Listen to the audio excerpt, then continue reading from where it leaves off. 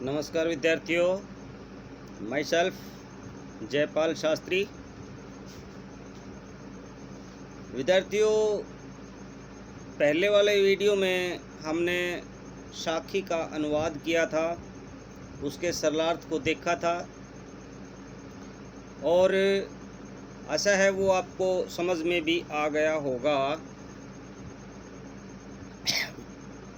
अब जो आज का हमारा जो अध्याय है वो साखी कविता के अभ्यास के प्रश्नों से रिलेटेड है।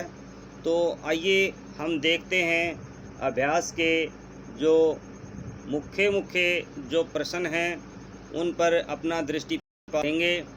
तो विद्यार्थियों, मुख्य प्रश्नों को आप अपनी कॉपी में राइट डाउन कर लेना, जो एग्ज़ाम की दृष्टि से महत्वपूर्ण हैं। तो आइए देखते हैं।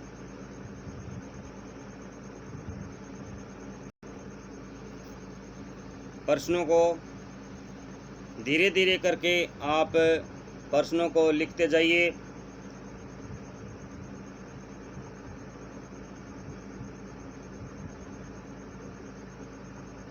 और अपना जो विषय है उसको कंप्लीट कीजिएगा। तो एजुकेशन पॉइंट हरियाणवी पर आपका स्वागत है। विद्यार्थियों, मेरे द्वारा बनाए गए वीडियो आपको अच्छे लगते हैं, पसंद आते हैं, तो आप उनको लाइक करना, शेयर करना और सब्सक्राइब करना ना भूलें। आइए देखते हैं सबसे पहला प्रश्न। संतो देखो जग बोराना पद का प्रतिपाद्य स्पष्ट कीजिए।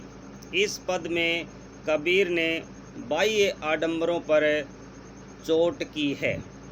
वे कहते हैं कि अधिकतर लोग अपने भीतर की ताकत को न पहचान करके अनजाने में अवास्तविक संसार से रिश्ता बना ले बैठते हैं और वास्तविक संसार से बेखबर रहते हैं। कबीरदास जी कहते हैं कि संसार पागल हो गया है। यहाँ सच कहने वाले का विरोध तथा झूठ पर विश्वास किया जाता है। हिंदू और मुसलमान राम और रहीम के नाम पर लोग जो हैं लड़ रहे हैं, जबकि दोनों ही ईश्वर का मर्म नहीं जानते हैं। दोनों बाह्य आडंबरों में उलझे हुए हैं। नियम, धर्म, टोपी, माला, तिलक, पीर ओलिया, पत्थर पूजने वाले और कुरान की व्याख्या करने वाले खोखले गुरु शिष्यों को आडंबर बता करके उनकी निंदा की गई है। अगला प्रश्न है, ईश्वर के स्वरूप के विषय में कबीर क्या कहते हैं। ईश्वर के स्वरूप के विषय में कबीर कहते हैं कि ईश्वर एक है, उसका कोई निश्चित रूप या आकार नहीं है, वह सर्वव्यापी है।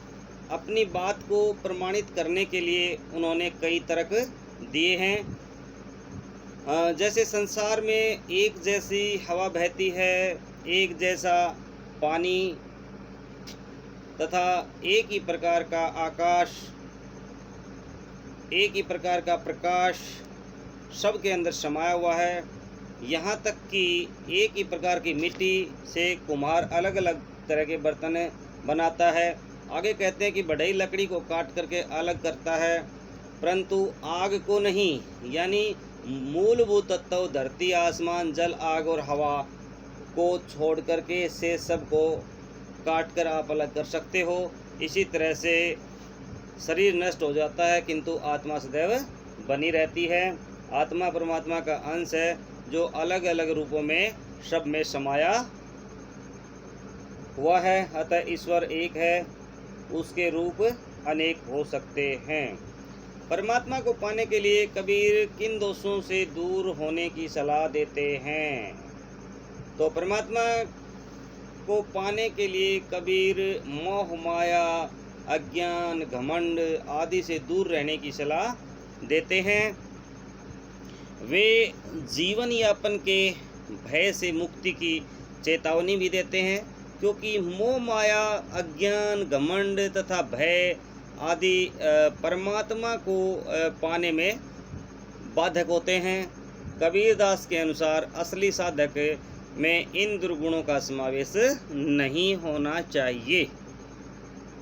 अगला प्रश्न है, कबीर की दृष्टि में किन लोगों को आत्मबोध नहीं होता है?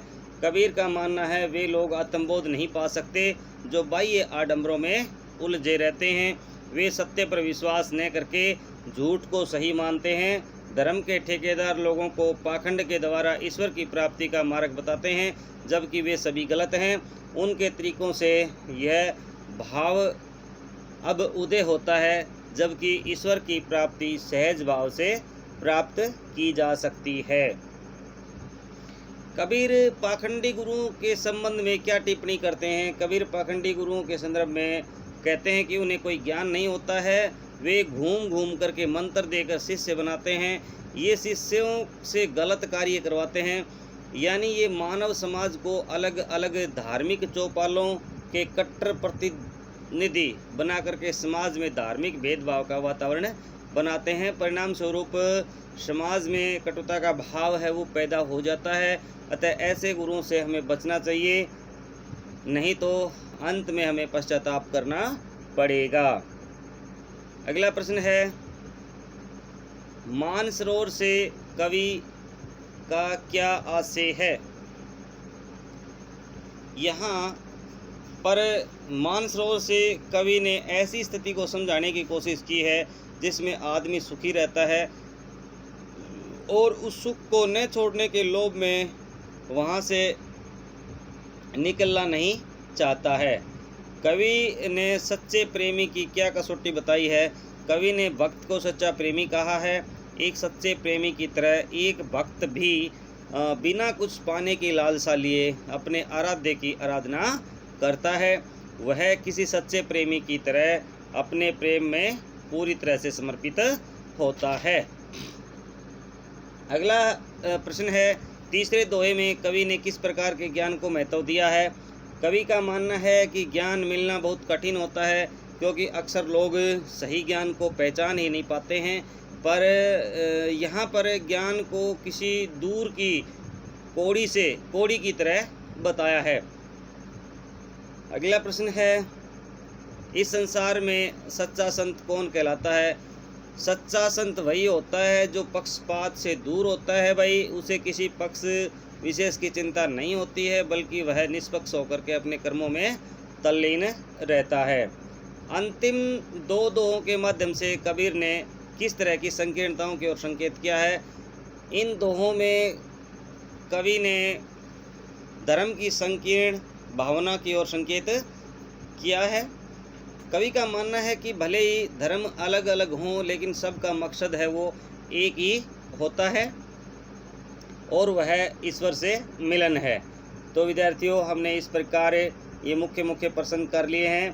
तो इन प्रश्नों को आप अपनी कॉपी में राइट डाउन कर लें, और यदि आपको मेरे द्वारा बनाया गया ये वीडियो अच्छा लगता है तो चैनल को सब्सक्राइब करना ना भूलें और बेल आइकन को ज़रूर दबा लें, क्योंकि इसके पश्चात मेरे द्वारा बनाई गई वीडियो सबसे पहले आपको ही मिलेगी।